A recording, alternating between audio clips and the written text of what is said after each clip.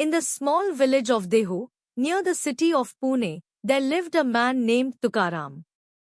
He had inherited a tiny grocery shop. He was supposed to weigh out rice and lentils, collect coins, and run a business. But Tukaram could not concentrate. Every time a customer asked the price of jaggery, he answered with a verse. Every time he tried to count money, he was thinking of the god Vithoba of Pandharpur. His wife Avli was furious. The village was furious. His family was poor. But Tukaram could not stop writing poems. A famine came to the Deccan. People starved.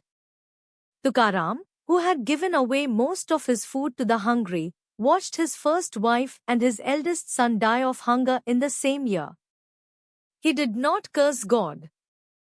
He did not lose his faith. He climbed a small hill outside Dehu, and he sat there for many days, and he wept, and he wrote. The poems he wrote in those days became some of the most beloved verses ever composed in the Marathi language. They are called Abhangas, the unbroken songs. Without ever leaving his village, Tukaram became famous. Pilgrims came to Dehu just to hear him sing. Farmers learned his Abhangas in the fields. Women sang them while grinding grain. Saints from distant cities walked many days to sit at his feet. His fame reached the ears of the king of the Marathas, the young Shivaji, who sent him gifts of gold and silk and elephants. Tukaram returned the gifts. He had no use for them. The fame, however, made many people very angry. The orthodox Brahman priests of the region were enraged. Tukaram was a Shudra, a low-caste man, and yet he was composing sacred poems and teaching them to all castes. They said the Vedas had been profaned. They called him to a public trial in Dehu. They demanded that he prove his poems were divinely sanctioned. And if he could not, they ordered all of his manuscripts, the entire body of his work, would be drowned in the river Indrayani, gone forever. Tukaram did not protest. He gathered every Abhanga he had ever written.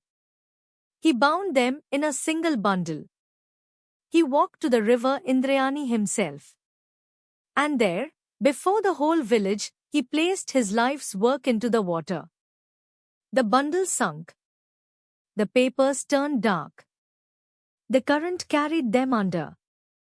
The priests laughed. Tukaram sat down on the river bank. He said nothing. He fasted for 13 days. On the morning of the 14th day, a strange thing happened. The bundle rose to the surface of the Indrayani, far from where Tukaram had sunk it. Villagers ran to bring it to him. He unwrapped the cloth. Every page inside was dry. Every word was perfectly preserved. Not a single line had been smudged or lost. The priests went silent. The village fell to its knees. Tukaram did not speak for a long time.